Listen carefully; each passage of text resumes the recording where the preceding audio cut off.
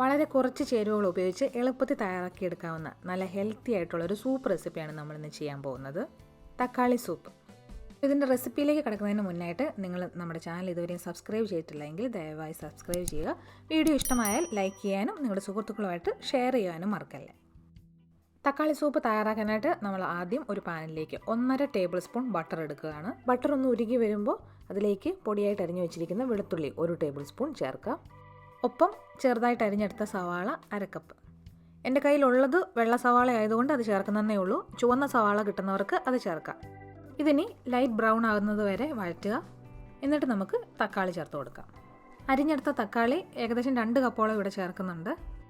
അതായത് ഇതുപോലത്തെ ചെറിയ തക്കാളി ഒരു 8-10 എണ്ണം ഉണ്ട്. വലിയ തക്കാളി ആണെങ്കിൽ 3-4 എണ്ണം മതിയാവും. നന്നായി പഴുത്ത തക്കാളി വേണം എടുക്കാൻ.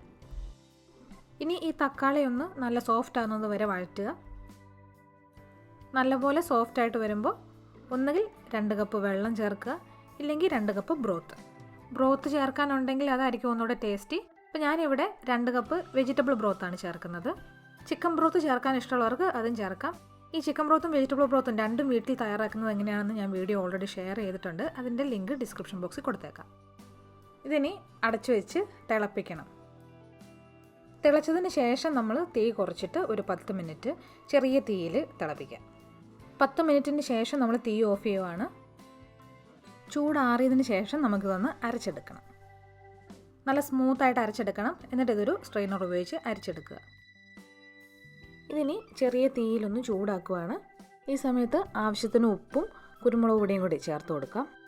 നമ്മുടെ ഹോം മെയ്ഡ് ചിക്കൻ ബ്രോത്തോ വെജിറ്റബിൾ ബ്രോത്തോ ആണ് ചേർക്കുന്നതെങ്കിൽ അതിൽ ഓൾറെഡി കുറച്ച് ഉപ്പുണ്ട്. അപ്പോൾ അതുകൂടി ഓർത്തിട്ട് വേണം ഉപ്പ് ചേർക്കാൻ. കുരുമുളക് പൊടി ഒരു 2 നുള്ളു മതിയാവും. ഇനി ഇതിലേക്ക് ഒരു 1/4 കപ്പ് ഡ്രൈ ബ്രെഡ് ക്രംസ്, അത് നല്ല ഫൈൻ പൗഡറായിട്ട് പൊടിച്ച് ചേർക്കാം. ബ്രെഡ് ഉണ്ടെങ്കിൽ ഇതും എളുപ്പത്തിൽ വീട്ടിൽ തയ്യാറാക്കാവുന്നതേ ഉള്ളൂ. ബ്രെഡ് മിക്സിയിലിട്ട് ജസ്റ്റ് ഒന്ന് പൾസ് ചെയ്തെടുത്തിട്ട് പാനിൽ ഡ്രൈ ഫ്രൈ ചെയ്ത് നല്ല ക്രിസ്പി ആവുന്നിടം വരെ ഡ്രൈ ഫ്രൈ ചെയ്താൽ മതി. അപ്പോൾ 1/4 കപ്പ് ബ്രെഡ് ക്രംസ് പൊടിച്ചത് ഇതിലേക്ക് ചേർത്ത് ഇളക്കാം. പൊടി ഇതിലേക്ക് നല്ലപോലെ മിക്സ് ആയതിനു ശേഷം 1/4 കപ്പ് ഹെവി ക്രീം കൂടി ചേർക്കാം. ഈ ലോ ഫ്ലെയിമിൽ തന്നെ ഇതൊന്ന് ചൂടായാൽ മതി, തിളപ്പിക്കുകയൊന്നും വേണ്ട. തക്കാളി സൂപ്പ് കൂടാതെ വേറെയും നല്ല ഹെൽത്തി ആയിട്ടുള്ള സൂപ്പ് റെസിപ്പികൾ നമ്മുടെ ചാനലിലുണ്ട്. അതിൻ്റെ ഡീറ്റെയിൽസ് ഈ വീഡിയോയ്ക്ക് താഴെ ഡിസ്ക്രിപ്ഷൻ ബോക്സിൽ കൊടുത്തേക്കാം, നോക്കാൻ മറക്കല്ലേ. അങ്ങനെ നമ്മുടെ തക്കാളി സൂപ്പ് റെഡി ആയിട്ടുണ്ട്. ചെറു ചൂടോടെ സെർവ് ചെയ്യാം. വീഡിയോ ഇഷ്ടമായാൽ please subscribe, like and share. Thank you.